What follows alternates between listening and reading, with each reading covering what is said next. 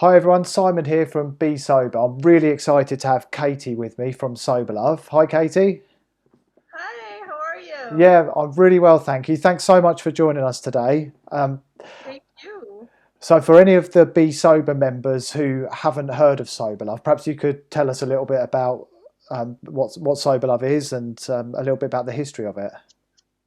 Okay, so I have been sober for almost 19 years. In November, it will be 19 years, November 20th. And I created a Sober Love Facebook group 2 years ago. Okay. Um, I had so many people come to me like privately wanting advice, like how did you get sober?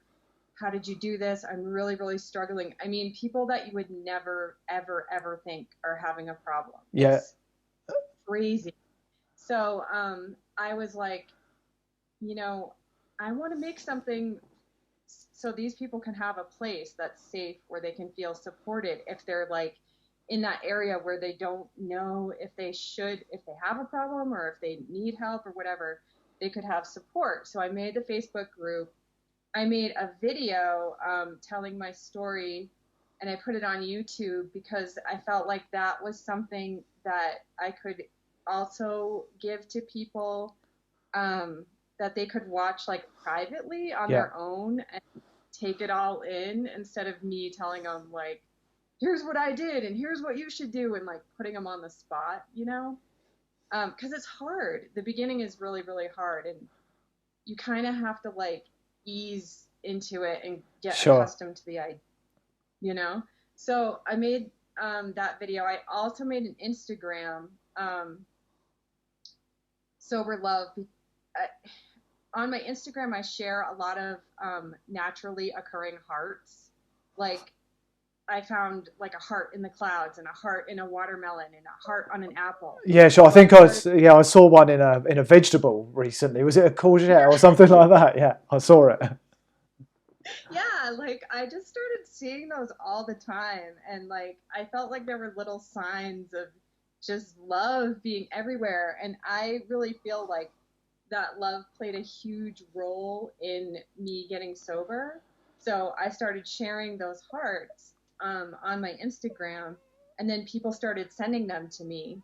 And so I post the ones that people send me, and it just all kind of ties in with, my story was like I really had a ton of unconditional love that helped me heal and helped me get sober, so that it just like perfectly went along with everything. So yeah, so then there's the Instagram, YouTube, the Facebook group, and then I am about to launch my own professional recovery coaching business, really, really soon, like in a couple of weeks. So Okay, where I that can, is, yeah, is that going to be one-to-one coaching? yeah, one-on-one online coaching to, help people wherever they are in their journey with sobriety. I actually have already started.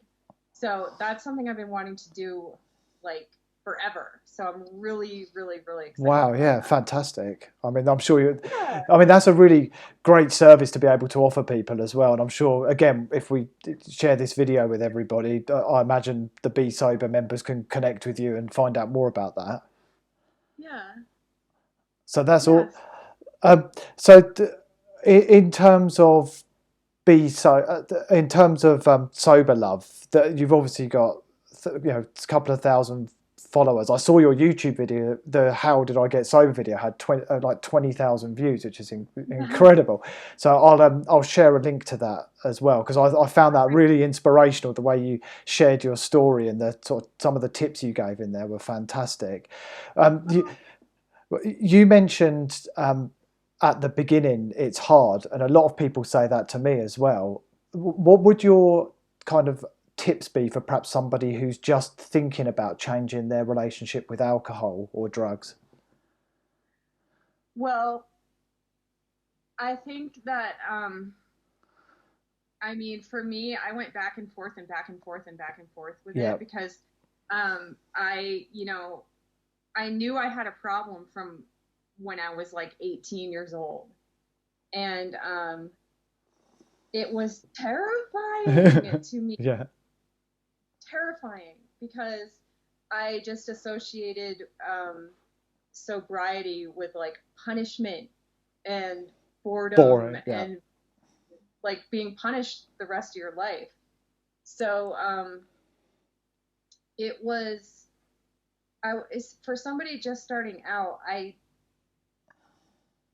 would encourage them to get involved in, sober communities where there's other people who are a little bit further along, like what you have, or a Facebook group or something where there's other people who are a little further along and they're really like embracing sobriety and getting it, because that's, you need to see that that's the actual reality, is that sobriety is a beautiful new beginning.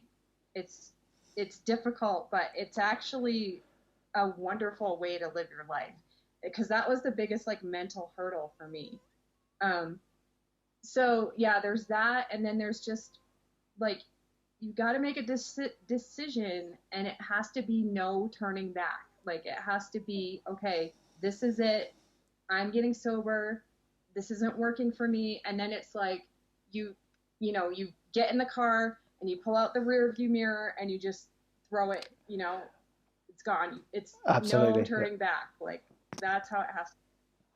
And I was going to ask you that too, because you are my age, and I feel like there's, I got sober when I was younger, and it was more, I feel like because I was young, I had the advantage of having like being flexible and being more like, I don't know, just more willing to consider a new way of life. But I think maybe at this age it would be harder. I don't know. I was going to ask you what was the key for you. Yeah. See, because I obviously I watched the video of your story to sobriety. As I said, I'll share that as well so others can view it. But mine was different to yours. I'd become what I would consider a sort of functioning drinker, where Yeah. I've got a family, and ever since I was probably late teens, I was drinking mainly red wine, thanks to my dad introducing it to me, and Yeah. I just did it every night, and it just, I know I don't like to call it a habit, but it was a kind of habit, and every night red wine, red wine, red wine, and then it got to the point where after work every night it had to be red wine. I never drank during the day, but every day without fail I'd have at least a bottle of red Yeah. wine. I never had blackouts. I know you mentioned those. But I fell up the stairs more than once, and I would become snappy with my son and just generally obnoxious if I drank too much. All the usual things. And then I remember the day I I was at home. It was in the morning, and my hands were shaking, and I couldn't stop them shaking. And I just said to myself, "This has got to stop. It's going too far. You're gonna kill yourself. It's not gonna end well." And all the other things that come with it. Of having a fuzzy head the whole time. Yeah. My tongue was purple all the time from drinking red wine, and it was just too much. And I'm really into running and fitness, and I kind of felt like I was just um, sort of bluffing my way in doing it. I almost felt like the fitness was like a credit for the red wine that I was Yeah. drinking. Um, so I started reading sober books, This Naked Mind, and some of Yeah. I the. love So, that book. oh yeah, it's a great book, and I felt that was a game changer. Um, I signed up to the alcohol experiment, and it took me 4 or 5 attempts just to get past the first day. I remember having a meltdown. My wife and I went on a run, and I'd said to her, "I'm not going to drink tonight. I'm going to do day one today. I'm doing this." And on the run, I was saying to her, I can't do it. I can't not have wine tonight." And I ended up literally having a teary meltdown and her giving me a hug. So, and I did drink that night, but the next day I didn't, and then I didn't again since, and and I've never looked back. And Yeah. those early weeks, they are hard. The first day's hard to get through it, but then when you start to see your skin changing, you start to feel the dark clouds of anxiety blowing away. it Yeah. you really start to see that it's a better life. And I think you're right. When you're younger, it may well be easier because you're open to different things and exploring different things. When you're set in your ways at 44 years old, maybe it's not quite so easy. Um, but it affects people every age, every walk of life, every job. Everyone from doctors, people in really high-powered jobs, through to mums, housewives, people out, anyone and everyone. We've got such a diverse mix of people in the group. It's incredible. But Hmm. they are all so supportive of each other, and that's one of the wonderful things to come out of this is the group that's formed and the community that's formed is just incredible. And likewise with SoberLove, Yeah. it's so great to kind of feel like you're actually giving something back. Yeah. I So know. The support is amazing. It is really beautiful. It's just such an unexpected blessing, to actually really connect with people in that way, and to know that you all have that strength to overcome something that's really difficult. completely, and it's great, as you say. In the groups, there's people who are so much further down the journey. I mean, you've done 19 years, which is just incredible and inspirational. But when there's people in Facebook groups that you can actually connect with and talk to give you that advice, to say to you, look, it's not that bad. Just do it for a month and you'll start seeing the light at the end of the tunnel, and so on. Yeah, It really does help. And I found it that. does. I also found journaling and blogging and writing my experiences and feelings is really helpful as well. And the blog posts I've been writing seem to be getting some helping people and getting some excellent engagement as well. That's so good. Yeah, I know. Um Something else too is anxiety. I feel like so many people really struggle with anxiety, and you mentioned that in the article that I read that you wrote today, um, about how your anxiety is pretty much gone now Yeah, that you drink anymore. And that was, I had crippling anxiety from childhood. And I still have anxiety now, but it's not like anywhere near, like, it doesn't stop me. I feel like it's just normal, like jitters, or I'm just like kind of like how a normal person would react to new situations or whatever. But before, when I drank and I was doing all the drugs, I had crippling anxiety. Like, I didn't want to leave my house. I couldn't drive unless I had been drinking. And it was just like, what is wrong with me? And when I got sober, so much of that just was gone. And I had so much peace. And it was like, whoa, yeah, that's things. that's exactly what happened to me.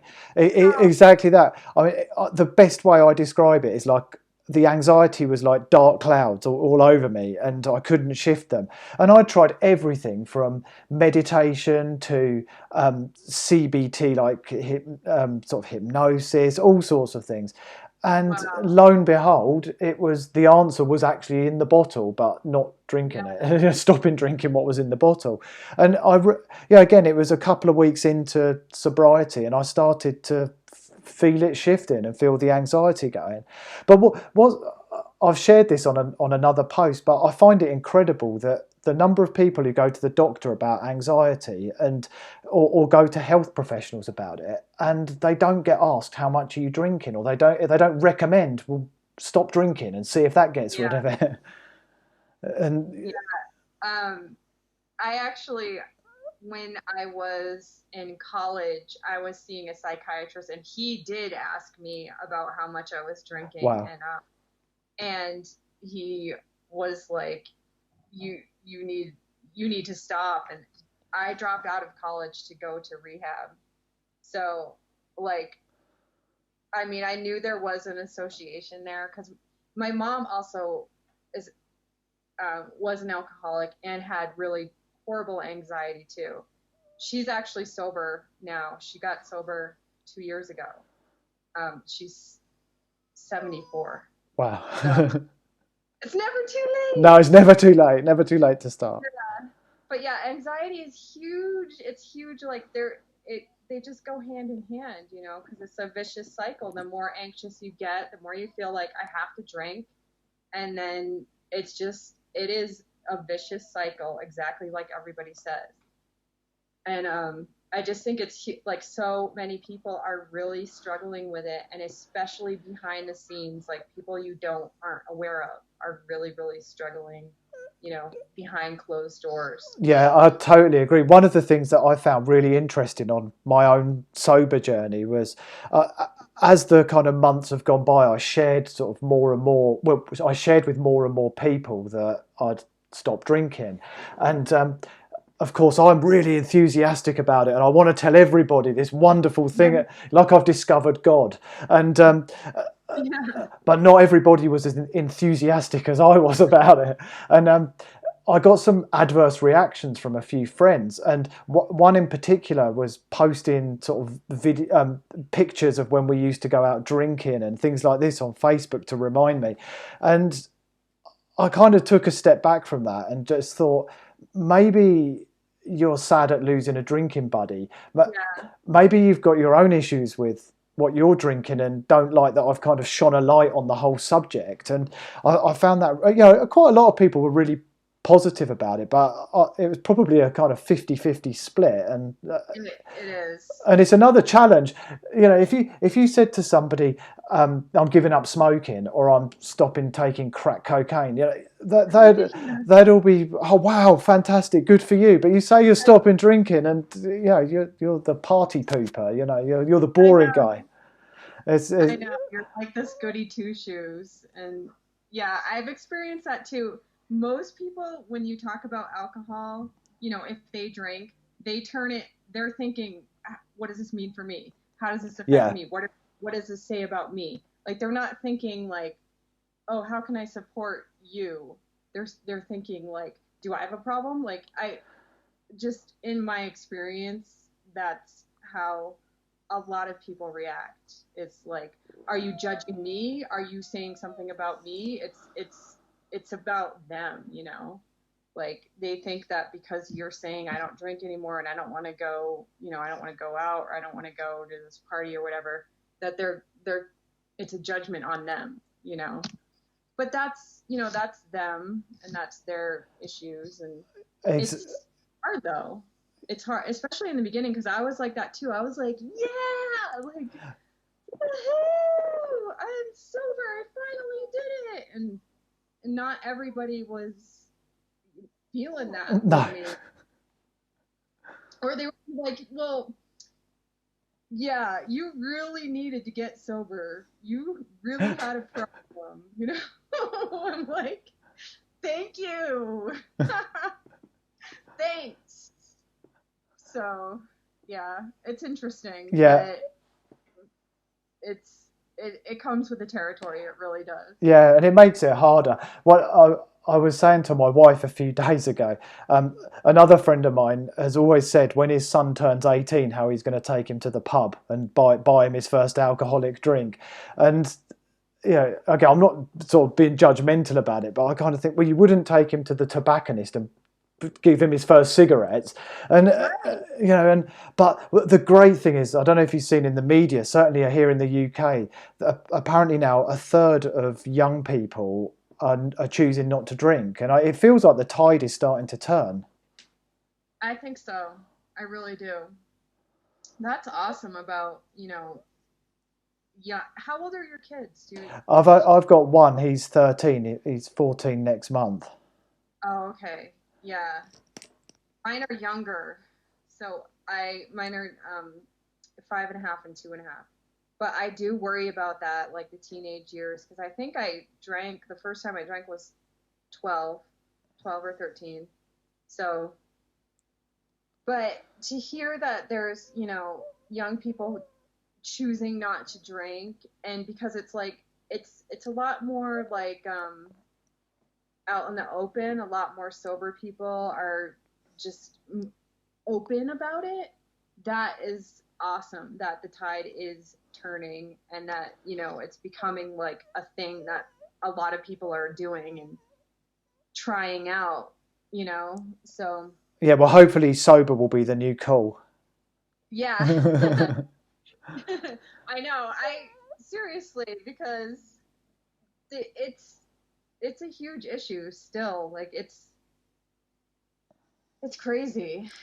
It's It, crazy. oh, it really is. I mean, you can see from the number of people engaging with Facebook groups and the messages and the comments. There's a lot of people looking for support, looking for help out there, and thankfully there's a lot of support and help about. But and also things like putting, which I hope this will come very soon, but putting warning labels on bottles like they've done on cigarette packets. But Yeah. again, then you're getting into governments and taxes and things like that, and we don't want to go there.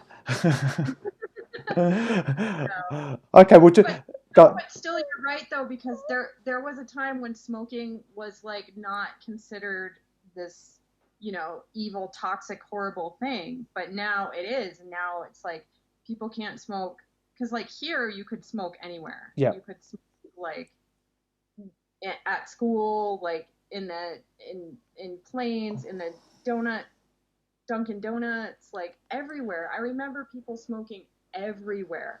And now like you really can't smoke anywhere except for outside. So it's the tides have totally turned with cigarettes, which is awesome because it's horribly destructive and unhealthy and toxic, and so maybe that will happen with alcohol. well, yeah, exactly. We'll keep beating that drum and putting the message Yeah. out there. So just to round off, then, if any of the Be Sober members want to connect with SoberLove, what's the best way to do it? Obviously, you've got the Facebook page and the group. What other? Facebook. Okay, the Facebook group is Sober Love. I have a Facebook page, Sober Love. Instagram is Sober Love with an underscore after it. Then there's a YouTube channel, Sober Love. Um, and then my website is almost ready. It will be besoberlove.com. And that will be for my coaching. So yeah, just look up Sober Love and you'll find me Perfect. wherever. And when the website goes live, we'll share that on the Be Sober group as well. Okay, well, Oh, look, it's been fantastic talking to you, and hopefully we can share some posts between the groups and keep working together on the sober journey. yes. So how long has it been for you? I've been nearly 4 months, and I know it's nothing compared to you, but it's changed my life completely, and I know I won't go back to alcohol. And Awesome. uh, Well, congratulations. I'm a really like you're amazing. You're doing amazing, and I just want to say congrats. And I think it's just a beautiful thing to see how wonderful it's been for you. yeah, It really like just blesses my heart. Like it just makes me so happy to see that. that's And I'm glad that we got to connect and I've gotten to know you a little bit. thanks so much, and likewise, yeah. Again, I urge our members to watch your YouTube video on how you got sober because it left me with a bit of a tear in my eye. It was, it was really touching, and I connected with it so much. So, th Yeah. thanks again, and hopefully we can do some more videos and talk again Yeah. soon. Yes. Brilliant. Okay. Speak to you soon. Thanks, Katie. Bye.